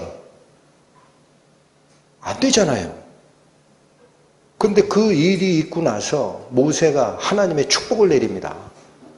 그래서 그 당시에 그 일을 했던 레위인들도 있죠. 좋아서 축복을 받은 게 아니라 울며 받았어요, 여러분. 울면서. 이해 못하겠다. 그러나 하나님이 길이다. 이게 그러면 나는 따르리라. 여러분, 그런데 왜 세상적 가치를 가지고 기초돌을 놓고 나서 이게 맞니 틀리느니 신앙의 기초돌을 거기에 놓으려고 하십니까? 그 신앙 아닙니다. 한 번에 무너집니다. 한 번에 무너집니다. 신앙은 인간이 가지고 있는 옳고 그름의 문제가 아니에요. 생명의 문제입니다. 누가 주신 생명? 하나님이. 내가 원하는 삶을 살라라는 게 신앙이에요. 이해가 되세요? 그러니까 뭐를 쫓아가지 말라 그래요? 이 세대를 본받지 말래요. 또 하나가 있습니다. 이 세대를 본받지 말라. 이 말이 무슨 뜻이냐면 가치 기준이 바뀌었다라는 거예요. 이 세대를 본받는 옛날 내가 있습니다. 그거 버리라고 얘기합니다. 베드로전서 갑니다. 베드로전서 신약 377페이지 펴보십시오.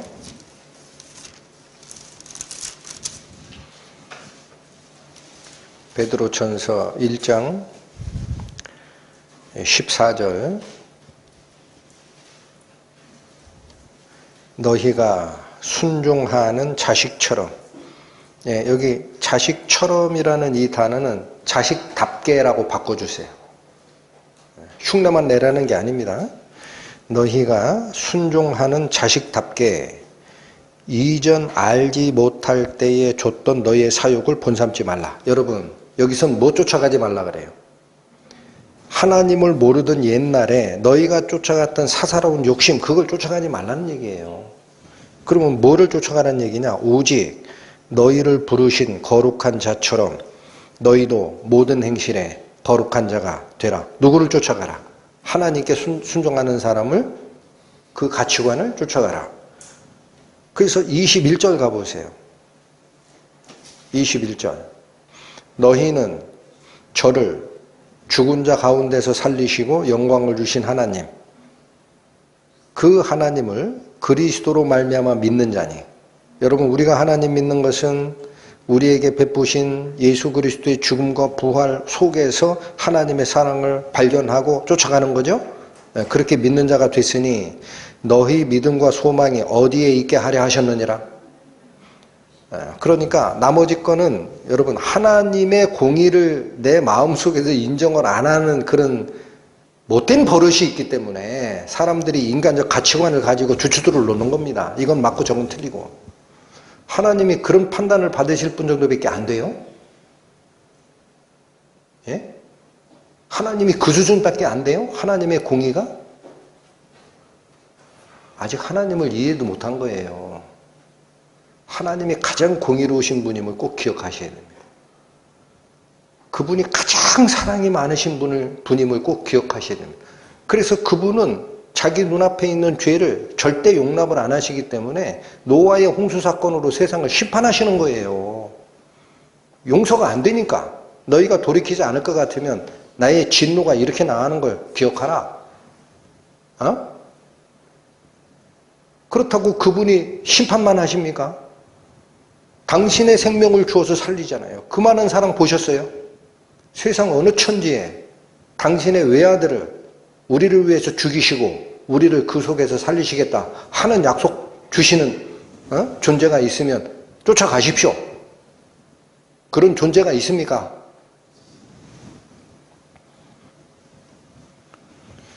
오늘 본문으로 다시 돌아옵니다. 2절, 너희는 이 세대를 본받지 말고 오직 마음을 새롭게 함으로 무엇을 받으라? 변화를 받으라. 여기 하나만 더 살핍니다. 여기서 변화를 받으라라는 이 말이 원어인 헬라어로 보면 메타모포라고 발음 나는 단어예요. 그거 모르셔도 돼요.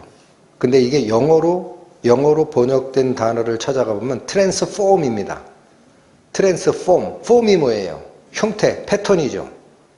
트랜스라는 건 뭐예요? 바꾸다라는 얘기예요. 여러분 전기, 전압, 발전소에서 오는 전압이 뭐 1000V, 1500V면 가정으로 들을 땐 220V로 바꿔야 되죠. 거기에 들어가는 게 트랜스죠. 도란스라고 하잖아, 도란스. 트랜스, 그거 뭐예요? 전압을 바꿨죠. 이건 뭐를 바꾸라는 얘기예요? 폼을 바꾼다는 얘기예요. 패턴을 바꾼다. 그래서 이 메타모포라는 것이 명사로 쓰이면 메타모포시스인데 이게 뭐냐면 곤충의 변태에 쓰이는 전문 용어입니다. 인터넷 변태라고 검색해 보세요. 헬라어의 메타모포시스라는 단어가 학술 용어로 나오고 영어로 트랜스폼이라고 합니다. 그러면 여기 너무 좋은 말을 쓴 거예요. 우리가 바뀌어야 되는데 어떻게 바뀌느냐? 곤충의 변태를 보란 얘기예요. 하나님이 이 용어를 쓰는 거예요. 곤충의 변태가 어떻게 일어나죠? 땅을 기던 꼬물꼬물 기던 그 곤충이 하늘을 이해합니까? 못합니다. 땅밖에 몰라요. 그죠? 근데 이게 한번 죽고 탈피를 하면서 트랜스폼, 변태, 바뀌다, 변태, 모양이 바뀌어서 하늘을 납니다. 그러니까 땅에 목적을 두고 살던 삶의 패턴, 이게 바뀌어가지고 하늘을 이해하는 패턴으로 바뀝니다. 할렐루야. 할렐루야. 이게 트랜스폼이에요. 그러니까 지금 여기 2절에서 마음을 새롭게 함으로 변화를 받으라라는 얘기는 마음이 다시 나기 전에는 인생을 살아가던 패턴이 트랜스 되는 일은 없답니다. 곤충이 변태 과정을 거치기 전에는 하늘을 날 수 없듯이 마음이 새로 바뀌기 전에는 삶의 패턴을 바꿀 수 있다 없다? 없다. 꼭 기억하셔야 돼요. 반면에 앞에 있는 이 세대를 본받지 말고 할 때 본받다라는 단어 있죠? 이 단어도 영어로는 뭐라고 번역이 되냐? 컨폼입니다. 여러분 2절에 상반부가 우리를 끌고 가는 건 영어가 은혜로워요. 컨폼 할 거냐 트랜스폼 할 거냐의 질문이에요. 컨폼이라는 건 뭐냐? 폼을 따라가다야. 쫓아가다, 합치다, 따라가다, 이게 컨이야. 그러니까 폼을 세상 사람들이 살아가는 그 패턴을 쫓아갈 거냐, 함께 할 거냐, 아니면 그 패턴, 생활 패턴을 바꿀 거냐라는 결정이 어디서 나온다? 마음을 새롭게 하면서 나온다. 여러분, 마음을 새롭게 하는 게 어떻게 가능합니까? 우리 마음, 내가 속으로 결심한다고 돼요, 이게? 여기 보십시오. 고린도후서 3장 갑니다. 고린도후서 신약 289페이지.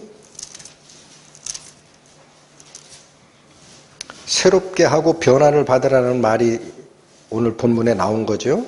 이 말씀이 어디서 사용되는가를 보시면 됩니다. 고린도후서 3장 15절 보세요. 18절까지 읽겠습니다. 오늘까지 모세의 글을 읽을 때에 수건이 오히려 그 마음을 덮었도다. 그러나 언제든지 주께로 돌아가면 그 수건이 벗어지리라. 주는 영이시니 주의 영이 계신 곳에는 자유함이 있느니라. 그 말은 뭐예요? 얼굴에 덮여있던 구약의 진실이 가려져 있던 그것이 하나님의 영의 도움을 받으면 벗어진다는 얘기죠.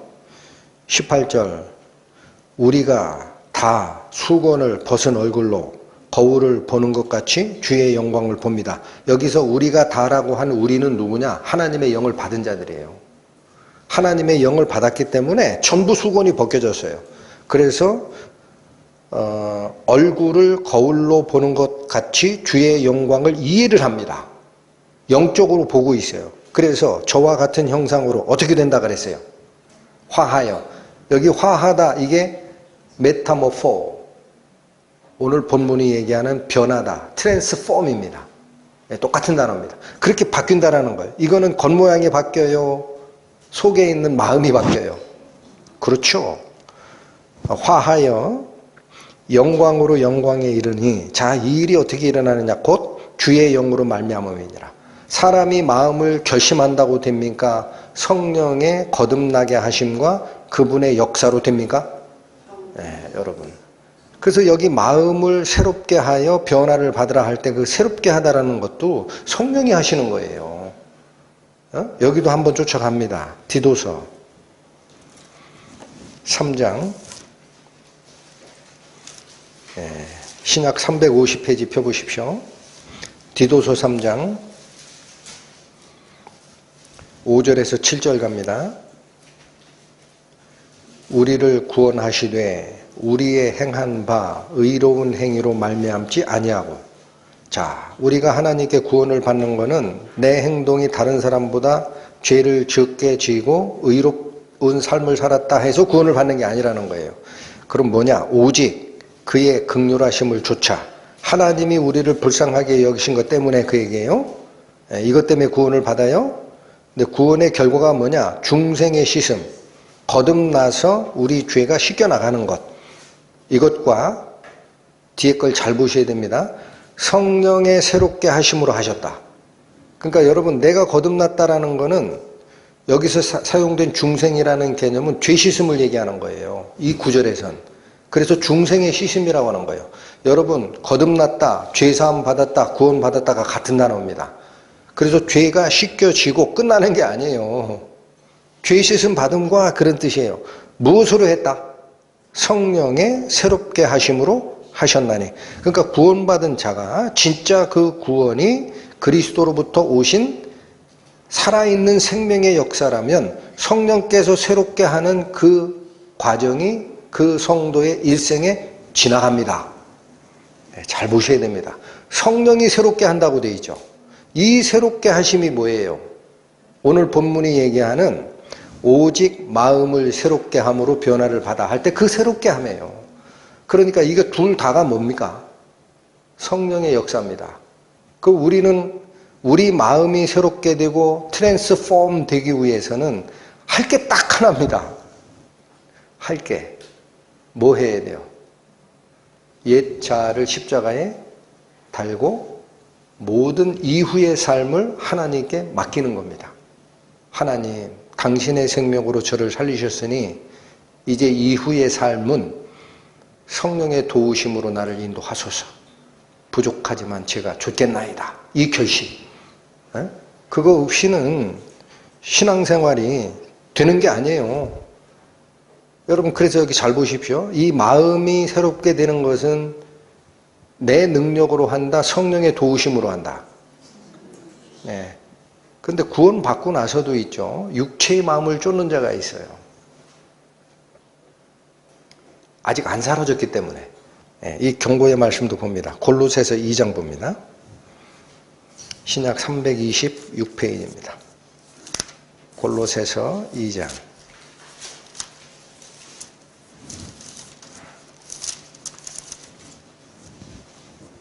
(18절) 찾으셨어요? 골로새서 2장 18절 신약 326페이지. 누구든지, 자, 이거 예외 없죠. 중요하기 때문에 전체 경고로 날리는 거예요. 사도 바울께서 일부러 겸손함과 천사 숭배함을 인하여 너희 상을 빼앗지 못하게 하라. 여러분, 일부러 겸손한 게 있어요. 겸손한 척하는 거예요. 에? 그래서 이 사람들은 행동하는 패턴이 나옵니다. 저가 그 본 것을 의지하여. 이거는 환상에서 본 것, 체험한 것 이런 것을 얘기합니다. 그 본 것에 의지하여 그 육체의 마음을 좇자 헛되이 과장하는 행동을 할 거다. 여러분 그래서 내가 영적 체험을 했다 하면서 말은 겸손한 말을 하지만 실제로는 높아진 사람들이 있어요. 자기를 과장합니다. 부풀어 올려요. 풍선 부풀리듯이. 그런 것은 누구의 마음이라고 그래요? 육체의 마음. 누구의 마음? 육체의 마음. 그러니까 하나님을 향한 예배에선 자기를 드러내지 말라는 거예요. 그 경고입니다. 경고. 그런데 정말 하나님의 마음을 받은 자들이 있습니다. 고린도전서 2장 갑니다. 고린도전서 2장 신약 265페이지 14절 16절까지 읽겠습니다. 육에 속한 사람은 자 이게 나눠요. 14절에서는 육체에 속한 사람 15절에서는 신령한 자 이게 영적인 사람 나눕니다. 14절 봅니다. 육에 속한 사람은 하나님의 성령의 일을 받지 아니하나니 저희에게는 미련하게 보이며 또 깨닫지도 못하나니 이런 일은 영적으로라야 분변함이니라. 15절 영에 속한 자입니다. 영적인 자, 신령한 자는 모든 것을 판단합니다. 뭘로 판단할까요? 영으로 판단하는 겁니다. 자기는 아무에게도 판단을 받지 아니하느니라. 이게 여기 잘 보셔야 돼요. 분명히 아까 골로새서 2장에 꿈에서 본 거, 천사 숭배하는 거, 내가 영적 세계의 경험이 있어 라고 생각하는 사람이 자기가 본 것을 의지하고 스스로 확대하고 과장해서 자기를 드러내려 하는 그 마음, 이걸 뭐라고 그랬어요? 육체의 마음이죠. 근데 여기서 15절 보시면 영적인 사람은 모든 것을 판단하고 자기는 판단을 받지 아니하느니라 라고 얘기할 땐 이건 더 교만해진 거 아니에요? 본인이 판단자고 자기는 판단하지 말아라고 얘기하는 거니까. 근데 여기 잘 보셔야 됩니다. 이 영적인 자라는 전제가 깔려 있기 때문에 16절을 잘 보셔야 돼요. 16절 누가 주의 마음을 알아서 주를 가르치겠느냐? 아무도 못하죠. 그러나 우리가 무슨 마음을 가졌다? 그래서 성령이 가르쳐 주시는 그 마음을 쫓아가는 자는 있죠. 자기가 높아지는 게 아니에요. 자기가 높아지는 게 아니에요. 높아질 수가 없어요. 성령께서 알려주시는 판단 기준 때문에 모든 걸 다 확실하게 판단할 수 있는 겁니다. 아, 이거는 성령께서 하시라라는 얘기고 이건 아니구나. 이걸 구분할 수 있는 능력이 어디로부터 온다? 그리스도의 마음을 가진 자들이. 오늘 본문 마지막으로 들어옵니다. 로마서 12장 2절에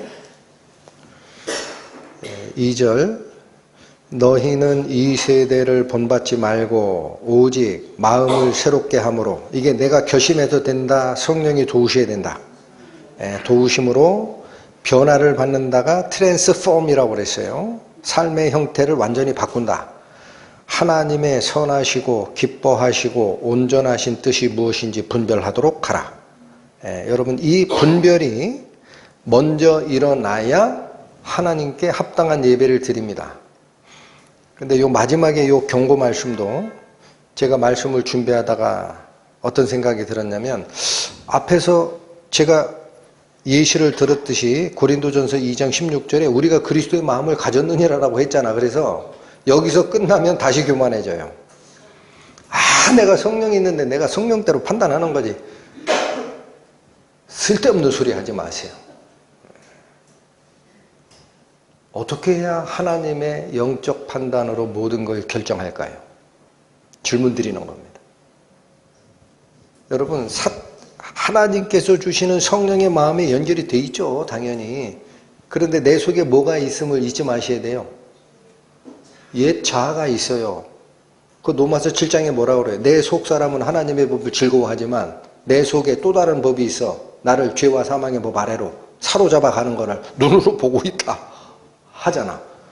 그래서 이 하나님의 마음이 모든 것을 하도록 하려면 원칙이 하나 있습니다. 매 사건마다, 매 순간마다 기도하셔야 됩니다. 이거 보십니다. 데살로니가 전서 보세요. 데살로니가 전서 5장 신약 333페이지 데살로니가 전서 5장 19절에서 22절까지 봅니다. 19절. 자, 첫 번째 경고 나오죠? 성령을 소멸치 말며. 이게 뭔 소리예요? 하나님의 말씀, 성령의 음성이다라고 아주 작은 소리로 들릴 때 그걸 누르면 안 됩니다. 뭔가 메시지가 오면은 잠깐 쉬셔야 돼요. 그래서 이 말씀이 성경 말씀하고 합치되는 하나님의 음성 맞나? 확인하셔야 돼요. 그래서 맞다 그러면은 그 음성을 누르면 안 됩니다.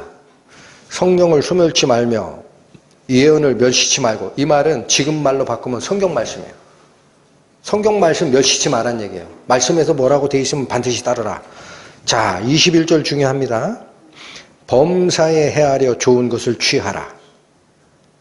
여러분, 여기 헤아려라는 단어가 분별하다라는 단어예요. 범사에 분별하여 좋은 것을 취하래. 그러면 이게 무슨 말이에요? 범사가 무슨 뜻이에요? 모든 일입니다. 그러니까 우리가 분별하는 것은 내가 그리스도의 마음을 받았느니라 여기에 그냥 마음을 확 열어버리면 그래 나는 이제부터 판단 기준이 성령이야 속았거든요. 그 성령의 마음과 무슨 음성이 같이 있다? 옛날 나의 목소리가 같이 있다. 그래서 매 순간 범사가 그 뜻이에요. 매 순간 오른쪽이냐 왼쪽이냐 판단을 하려 들 때에는 반드시 성령의 분별력을 그때 불러내라라는 얘기입니다. 하나님, 이게 제 개인적 생각입니까? 성경에서 우리를 가르치는 하나님의 음성입니까? 어렵더라도 하나님께서 주시는 방향이 오른쪽이면 저는 반드시 그 길을 따라가리이다 라고 하는 게 범사에 분별하여 좋은 게 뭔지를 갈라내는 거예요. 그래서 이 말씀에 신약의 십계명이 나오는 이 말씀에 17절에 가보면 뭐 하라고 돼 있어요? 17절 쉬지 말고 기도하라. 그 판단은 하나님께 맡겨드렸을 때 나오는 거기 때문에 쉬지 말란 얘기는 뭐예요? 범사하고 같은 뜻이에요. 모든 일에 내가 나서서 판단하려고 하는 것을 버리고 기도의 자리로 나아가면 하나님의 뜻을 분별하게 된다. 자, 오늘 짧지만 이 두 구절이 하나님의 사랑을 실제로 체험했던 당신의 친백성, 당신의 자녀들이 어떠한 합당한 예배를 하나님께 돌려드릴 수 있느냐라는 아주 깊은 권면의 말씀이었습니다. 이 말씀은 두고두고 기도하시고 받으시고 실생활에 적용하셔야 더 빛이 날 걸로 봅니다. 기도하시고 마치겠습니다. 하나님 아버지, 당신의 사랑을 받은 저희가 의무가 아니라 마땅히 기쁨으로 돌려드려야 될 것, 저희가 드릴 합당한 예배의 본질을 오늘 살폈습니다. 부디 바라옵기는 말씀하신 그 내용대로 저희 마음들이 옛사람을 죽이는데 분명한 결정을 하게 하시고 주께서 허락하신 새로운 삶의 방식과 가치관, 또 하나님이 가장 의로운 분이시고 하나님이 가장 완전하신 분이다 라는 생각을 붙들고 진정으로 믿고 쫓아가는 저희 될 수 있도록 인도하여 주옵소서. 예수님의 이름으로 기도 올립니다.